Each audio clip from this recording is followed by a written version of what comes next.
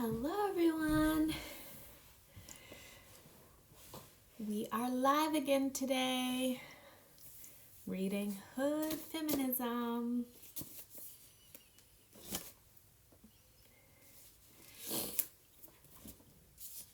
I was just rushing and making lunch for my daughter. And speaking of lunch for my daughter, you should pick up Hood Feminism. And there's an amazing chapter on parenting while marginalized. So definitely something to check out, especially all you soon-to-be mamas and parents and dadas and aunties and uncles and hi, precious. Today we're going to be I had a really hard time thinking about what to read today because there's so much good stuff in here, and today's our last day. But I switched up real quick. I was going to read Maternal Mortality, but decided with the news of Obama endorsing Biden, and I've been seeing a lot of conversation specifically from Black women around like not wanting to vote, just feeling really discouraged with this process. And so in that, I've been seeing a lot of people being critical of folks not wanting to vote. And so I instead switched it up a little bit, and we're going to read from Race, Poverty, and Politics today. So that's kind of where we're going to go. Since it is an election year, it's also the anniversary of suffrage. So the celebration specifically of white women getting the right to vote has been really big here in Kansas and in other places. And, women of color have been critical of that. So she talks a little bit about that in this chapter as well. But thanks all for joining. I'm going to get started soon. Just waiting to see if anyone else joins. So for those of you who are returning, welcome back. For those of you who are new, my name's Bulaong Ramiz-Hall. I'm the director of the Emily Taylor Center for Women and Gender Equity at the University of Kansas. We are having a mild, beautiful day here, and I just came from outside with my little one. And so I'm a little congested because I have terrible allergies, so I apologize. I don't know. I love it outside, but I suffer. But we are on our third day of reading Hood Feminism Live. Notes from the Women That a Movement Forgot by Mikki Kendall. This just came out this year, 2020. Mikki Kendall is an author, a cultural critic, focusing on media representation, feminism, and current events. She had a graphic novel that came out last year called Amazons, Abolitionists, and Activists, and is known widely on Twitter, specifically in Black Twitter land, and is the creator of the viral hashtags, hashtag fast-tailed girls, hashtag food gentrification, and hashtag solidarity is for white women. So you can follow her at KARNYTHIA. And if you are interested, we will actually be going live with Mikki Kendall tomorrow to talk to her about this book and her work, and the way that we can be forwarding feminist movements centering women of color. So that's kind of what we're doing. Hope you all are safe and sheltering in your homes. I'm going to drink some water before we get started.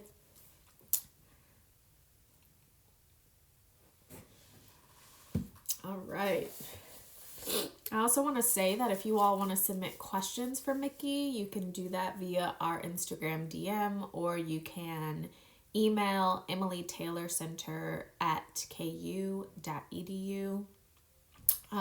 Anyone who submits a question will be entered to win a free copy of this book that will be delivered to whatever address you are located, by our local bookstore, The Raven. If you're in Lawrence, Kansas, The Raven has lots of books and they're doing home deliveries. So if you need some things to read, they have Hood Feminism in stock, as well as a lot of other amazing books. So check them out. All right, so we're going to get started. Today I'm going to read from Race, Poverty, and Politics. If you are reading along, I'm going to start on page 176. And I'm just going to keep reading until hopefully we'll get to the end of this chapter, if we have enough time and if my sinuses and my throat cooperates. So thanks all for joining. All right. Political scientist Diana Mutz said in an interview in Pacific Standard magazine that some voters who switched parties to vote for Trump were motivated by the possibility of a fall in social status. Quote, "In short, they feared that they were in the process of losing their privileged positions," end quote. Instead of taking rising college enrollment rates by marginalized people as a sign that they would need to improve their own skills, they voted based on a fear that they were losing their privilege and thus their positions. This voting phenomenon isn't just about money or racism or sexism. It is about all of the above, and in many ways, the problem exists because of a refusal to reckon with American history. Americans love the myth of a meritocracy more than anything else because it lets us ignore the reality of the impact of bigotry. This backlash immediately following Barack Obama's presidency is hardly unexpected. The idea and the reality of Black success has always triggered some level of anger in American society. Reconstruction efforts after the Civil War were stymied by racism. Despite the idea of freedom and equality for all being a significant part of American ideals, in execution, American society relies on anti-Blackness and inequality. After all, despite the significant overlap between activists involved in abolitionism and women's rights, the history of the women's suffrage movement includes a clear goal in maintaining white supremacy by giving white women equal power with white men. White supremacist assertions by white suffragists like Laura Clay, who was co-founder and first president of the Kentucky Equal Rights Association, are nothing new.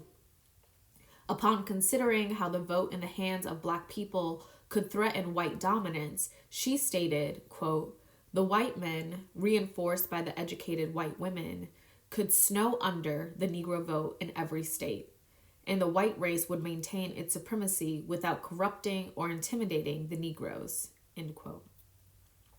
Consider also Belle Kearney, a suffragist, a white supremacist, and the first woman elected to the Mississippi State Senate, who maintained, "The enfranchisement of women would ensure immediate and durable white supremacy, honestly attained, for upon unquestioned authority, it is stated that in every southern state but one, there are more educated women than all the illiterate voters, white and Black, native and foreign, combined. As you probably know, of all the women in the South who can read and write, 10 out of every 11 are white. When it comes to the proportion of property between races, that of the white outweighs that of the Black immeasurably." Fast forward 100 years, and under the claims of economic anxiety, it's clear that white Trump voters were largely driven by racial resentment, regardless of their gender. But what was most damning was how many white women who had benefited from the advances of feminism and affirmative action rushed to help undermine the same policies that gave them power and freedom. Their subsequent support of other deeply flawed candidates continued to reflect the reality that facts and finances had very little to do with the success of racist and sexist candidates. The bombastic promises to bring back coal and to, quote, "make America great again," end quote, were a thin veneer of false hope over a gleefully racist cruelty. It was a long con that seemed to draw out the most ridiculous examples of how difficult it is to reconcile the ideals of equality with the reality of the consequences of racism. The idea that America's greatness rested on Jim Crow era myths is appealing to many because they still believe in white supremacy despite all evidence to the contrary. Adding to the numbers of powerful white women in no way ensures that the additions will back policies or candidates that are good for all women. Take the performances that marked Justice Kavanaugh's rise to the Supreme Court. Images of white women wearing "I Stand with Brett" and "Women for Kavanaugh" t-shirts filled the airwaves during the hearings. Though there were plenty of white men included in his support system, men who famously outnumbered women in one photo op for the Women for Kavanaugh buses, the sight of a group of 10 to 15 women confidently cutting a path through the protesters to show support for a candidate likely to undermine access not only to reproductive justice but to health care in general was jarring. They ranged in age from maiden to crone, and yet none of them seemed wise enough to grasp that they were arranging themselves solidly against the rights of all women in favor of propping up the patriarchy. And it's not just an issue on the right. Many of Bernie Sanders' most fervent supporters were seemingly convinced that verbally attacking anyone of color who criticized him was good politics. Bernie Bros was the name given to this mix of real supporters and trolls who seemed to haunt social media platforms specifically to aggressively berate anyone who was not a Bernie supporter. Although some Sanders supporters insisted that the Bernie Bros weren't real, that they were trolls, and that the term erased women who supported Bernie, the reality was that the term wasn't the problem. The problem was that theoretically leftist supporters of Sanders felt comfortable calling Black and brown voters low information for not supporting their preferred candidate. Overall, surveys found that while 40% of voters opposed Kavanaugh's confirmation, the number of Republican women supporting him rose to 69% in the days after he and Christine Blasey Ford testified. For many Republican supporters, Kavanaugh's testimony came across as forceful instead of the frightening rant that it was. Some pundits and politicians split hairs, arguing that while they believed Dr. Ford, they didn't believe that her assailant was Justice Kavanaugh, an argument that defied all logic. Whatever the reason, one thing is clear. Partisan politics, fueled by bigotry, overruled reason and allowed many to support not only a president who has been accused of sexual assault and misconduct by almost 20 women, but a party that only pays lip service to caring about women while enfranchising a standard devoted to undermining not just Dr. Ford's credibility, but that of any woman who dares to speak up against powerful men. It might seem shocking that an educated white woman wasn't able to stop Kavanaugh's confirmation, even with the support of major mainstream feminist organizations. But their willingness to ignore the quote-unquote wrong victims based on race or gender or class paved the way to this moment. When some victims are seen as disposable, then eventually all victims are disposable, regardless of white supremacist patriarchal claims to be invested in the protection of white womanhood. It's not enough to show up for the big battles. Unfortunately, feminism has to show up for every battle, or it can rapidly find itself nearly powerless to prevent moments like these. The political power of white women in particular is rarely treated in the same way as that of other groups. Despite the expectation that Black or Latinx or Asian voters be treated as a monolith, no one really expects white women to vote as a unified bloc. This is especially obvious after all the elections that prove giving white women the right to vote has, in fact, worked to preserve wide swaths of white privilege. Why? Because white supremacist women have always existed and feel no allegiance to anything but racism. Meanwhile, for voters of color, especially black women, who are often expected in American politics to save everyone else, there isn't even the pretense that their votes can actually be cast in their own best interests, or that they might have different ideas of what their interests are than what candidates insist they should be. There are no politicians running in any election who prioritize the concerns and needs of the poorest and most vulnerable. Lip service is paid to the idea, of course, but in execution, American politics and American politicians are largely responsive to money.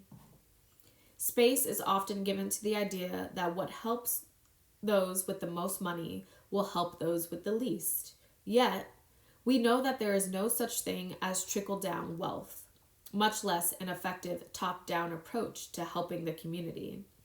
Being led by those with the least sounds counterintuitive, but in reality, the old adage about rising tide lifting all boats is ironically an apt metaphor for what could be happening if white women voted largely like black women. I just feel like I have to pause there. Thanks for those who are joining. We're reading Race, Poverty, and Politics from Mickey Kendall's Hood Feminism, tackling voting, thinking about this election season and what's happened with the election from those really the Democratic primary. Say that again. Yes. And Mickey Kendall is saying we need to be following those most vulnerable, right? What would it look like if white women actually voted in the way of black women? Our primary might look really different. This election year might look really different. And so when black women specifically name that, maybe we're not going to participate this year, we have to hear that, right? We have to hear that. So this is a really great critique. All right, I'm going to keep going. Okay. This is not to say black women are automatically better prepared or better versed in politics. In fact, what is most common is that the poorest people are the best versed in what it takes to survive. As a result, their focus is less on fattening the pockets of the rich and is instead on what will keep the lights on and the kids fed and allow for at least a few small pleasures. There comes a point when you have never had anything where you don't begrudge your neighbors having as much as you, because you know that if you work together, then you can survive hard times together.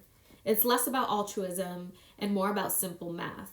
Keeping up with the Joneses is way down on the priority list when you know that the Joneses are likely to share whatever they have if you need help. If you don't have the resources to get through the month on your own, but sharing resources with your friend or neighbor means you both make it, then of course you want everyone to have more. We frame politics and voting as a zero-sum game that must be won by one side, when it is in fact always about harm reduction. The lack of empathy on display in any given political party for the other would be funny if the consequences weren't so dire. In a country where Republican Senator Cindy Hyde-Smith made coy jokes about lynching and still won an election in a state that is 44% black, the question shouldn't be, how are black people voting? It should be, what can we do to change the way white people are voting? Or better yet, how do we protect voting access? For marginalized people, feminism is failing them by being so focused on whether middle-class white women have what they need and want, but not on protecting voting rights for everyone else. This isn't just a problem for Americans, after all. If candidates and their supporters can't see people of color inside the United States as human beings worthy of protection and support, then what chance do those outside countries have? Dehumanization is the first step in justifying voting against the rights of other people. This is true here in the United States and everywhere else. When you have the kind of military power that this country boasts, voting solely on personal interests with no concern for the wider impact is inherently selfish, and in the case of voting for white supremacy, it's inherently self-loathing, because whatever consequences other communities face will eventually land at your door too. As much as I didn't want to vote for another Clinton, I had already reconciled myself to the idea that the least harmful option was the only one available. In the end, it wasn't the popular vote that mattered so much as it was the Electoral College, and that is perhaps the most damning part of any discussion of race and politics. Even though the popular meme is that Black women voters can make all the difference, the reality is that a coalition of marginalized voters is sometimes not enough to create lasting change. The fact is that the harm-reducing votes of marginalized people will never be enough to outweigh the stupidity of white people who vote for racism at their own expense. I just feel like I need to read that again. The fact is that the harm-reducing votes of marginalized people will never be enough to outweigh the stupidity of white people who vote for racism at their own expense. Empathy isn't something that we can expect to teach adults. And as long as white supremacy carries the day in the home and the voting booth for so many white women, the questions about voter turnout are moot in a country where voting rights are under attack. Voter ID laws, attempts to shut down busing voters to polls, and tactics ranging from closing polling centers early to reducing the number of places to get ID in a state are going to undermine voting access for the same groups that helped put Obama and other centrist and progressive leaders in office. From modern-day poll taxes in the form of requiring former felons in Florida to pay all court fines and fees before regaining their voting rights, to registered voters being purged from the rolls, the same old voter suppression tactics are back in use. Gerrymandering for a segregated school system leads directly to gerrymandering for an anti-choice politician. Just imagine the impact of something like respectability on who has access to the right to vote. The same views that allowed suffragettes to support white supremacy, despite many having been ardent abolitionists, are part and parcel of current white feminism ignoring not only the ways that racism impacts elections, but also the widening gap between the right to vote and access to voting. The attitudes that we find so abhorrent in suffragists like Rebecca Latimer Felton, who was the first woman to serve in the United States Senate and is remembered in some circles as a feminist icon despite her support of lynching, underpin carceral feminist logic that ignores one of the main ways that voting rights are being stripped, via discriminatory policing. It's not just Black lives that matter. Black votes matter too. And Black votes are not the only votes in danger. Any woman with a criminal record can lose access to the right to vote. According to the Sentencing Project's May 2018 report, there are approximately 110,000 women incarcerated in America at any given time. That's 1% of the total population of women in America. That number has increased significantly since 1980. And with the rise of incarceration rates, many potential voters are being forced out because of laws that make it illegal for convicted felons to vote. The laws change from state to state and are not rooted in any modern understanding of the impact of the war on drugs on communities of color, much less the impact of police misconduct and brutality.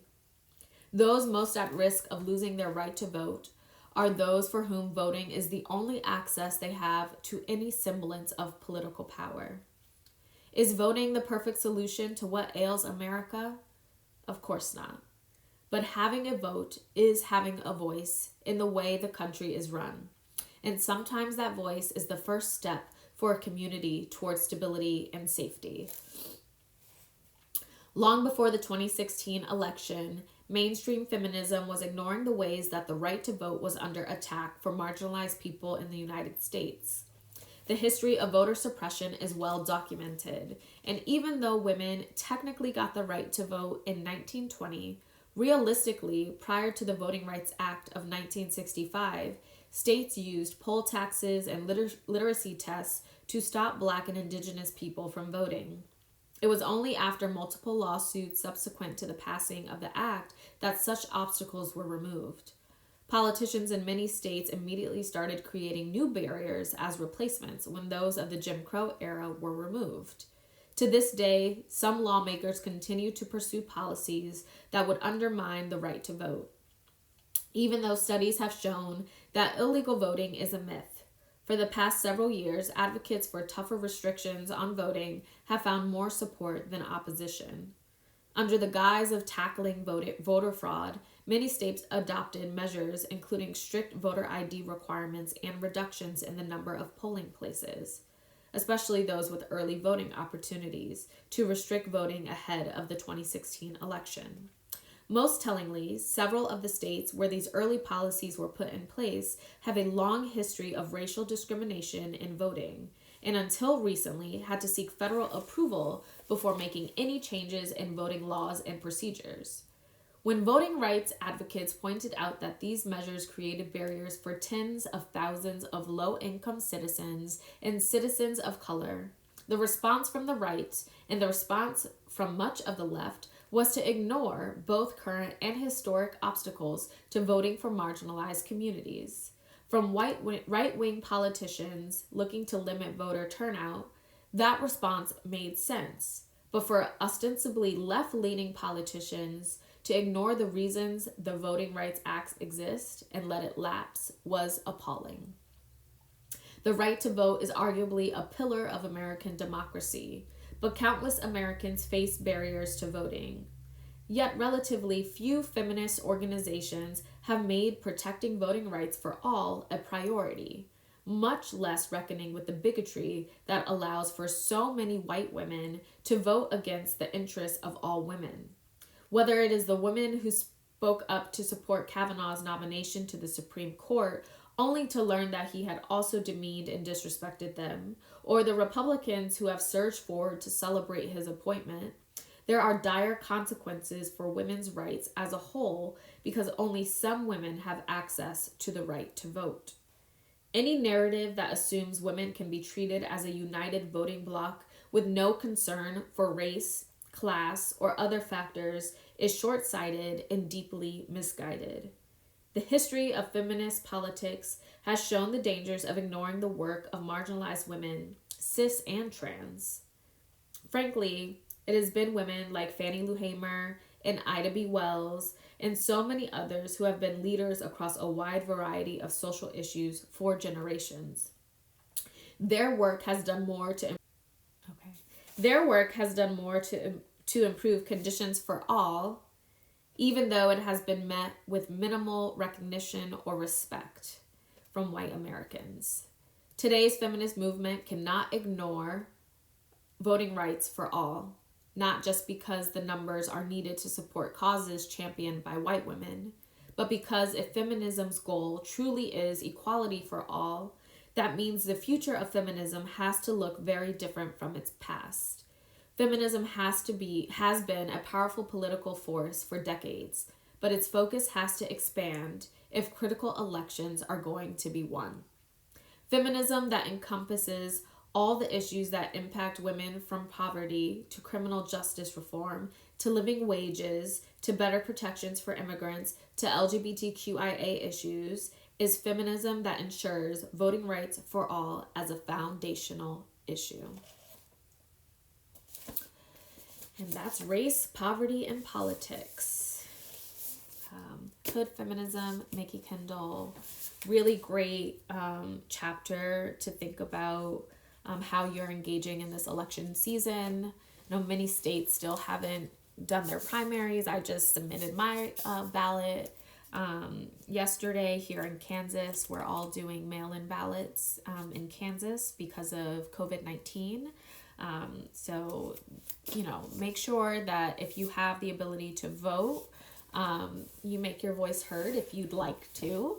And if people are saying they don't want to engage in the political process, especially those holding marginalized identities, women of color, Black women specifically, really listen to that and think about how we might impact our process so that issues facing those most marginalized are actually the center of our political agendas.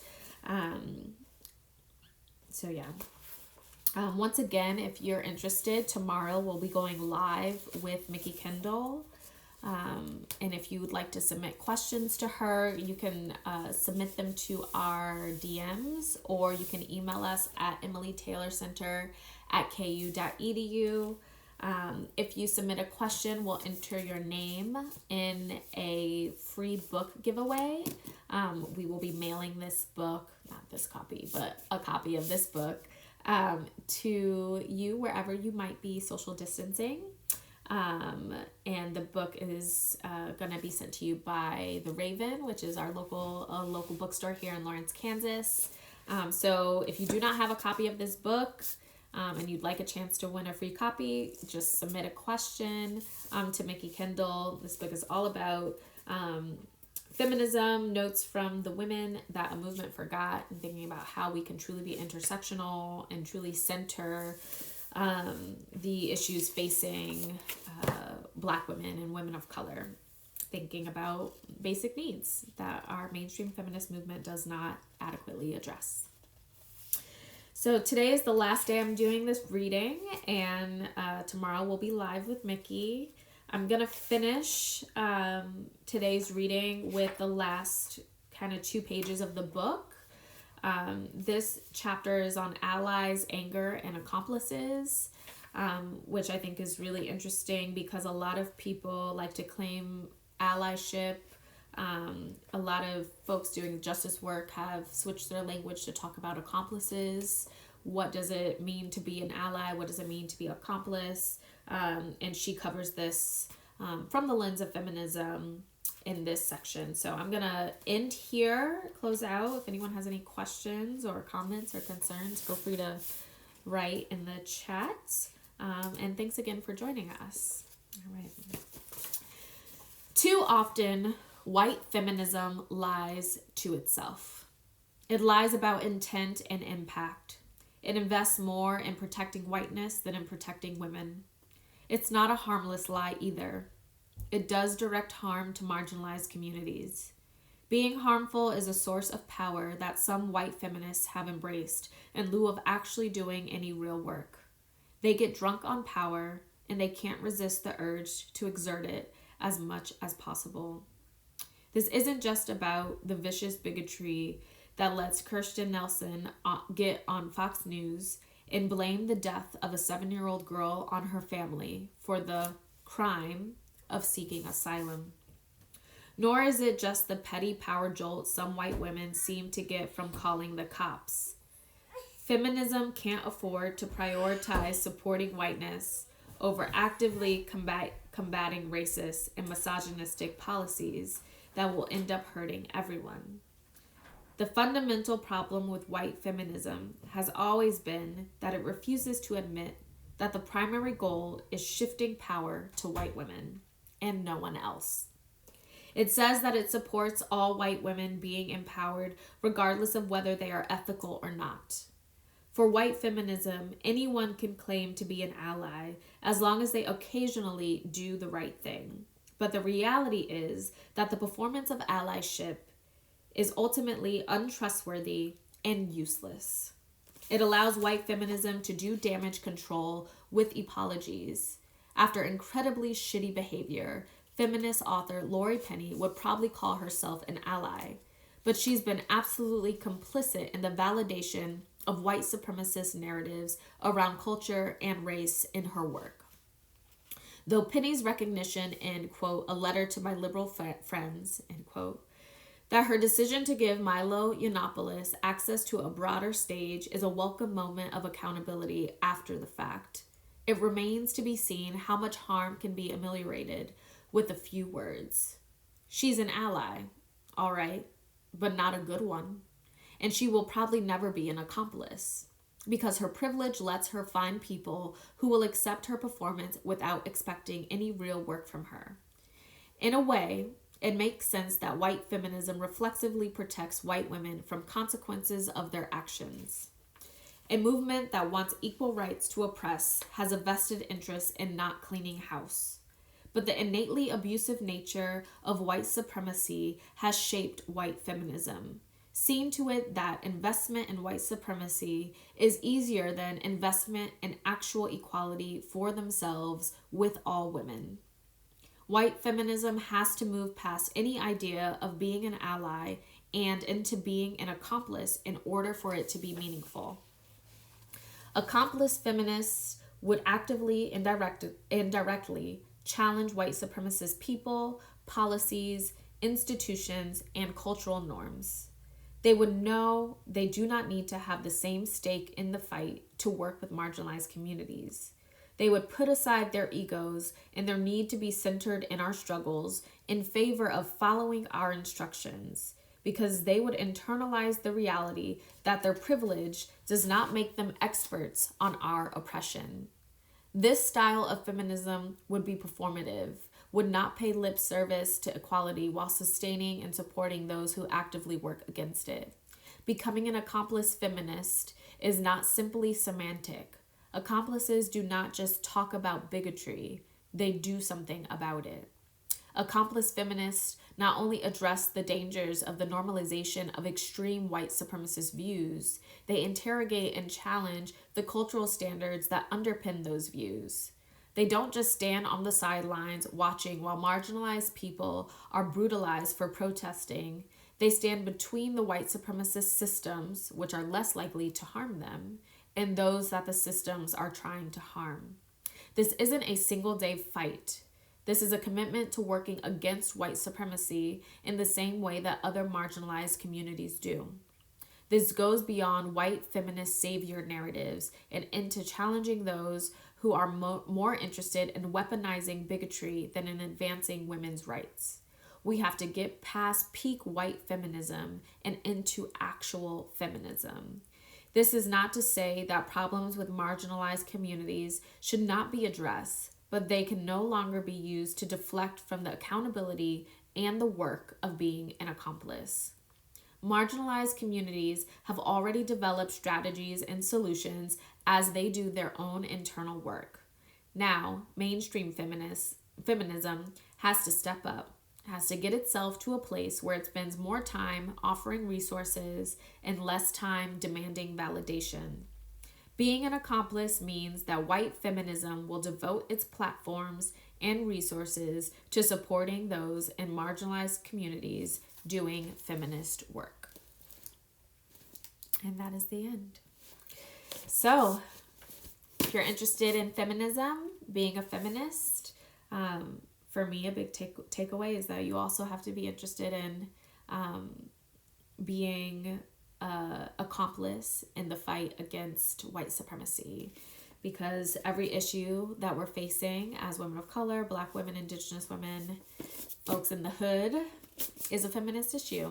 And to be a part of a feminist movement, you have to commit yourself to following the lead of those most marginalized and denouncing white supremacy. So with that, I challenge you all to go continue learning and doing and moving the needle towards dismantling and disrupting the white supremacist patriarchy that eventually will harm us all. It does harm us all. So thanks for joining. If you all are available tomorrow afternoon, I believe we'll be with Mickey Kendall at 4:30 Central Standard Time, live on Instagram. And if you have any questions from anything that I read, or if you're reading the book on your own and you want to submit a question to Mickey Kendall, please hop in our DMs or email us at emilytaylorcenter@ku.edu. All of these live videos will also be posted on our YouTube today. So if you want to go back and watch some of the reading, you can do that as well. Thank you for joining. Once again, my name is Bulaong Ramiz-Hall. I'm the director of the Emily Taylor Center for Women and Gender Equity at the University of Kansas. And if you're interested in learning how to bake bread at 12:15, so in 5 minutes, live on Facebook, on our Facebook page, Emily Taylor Center, we will have a virtual Skillshare. We're doing weekly virtual Skillshares, and a mother of one of our student employees will be teaching everyone how to bake bread. So We are reconnecting to our feminist praxis and finding ways to survive together during COVID-19. So please reach out. Thanks for joining, and I hope y'all all stay safe. Bye.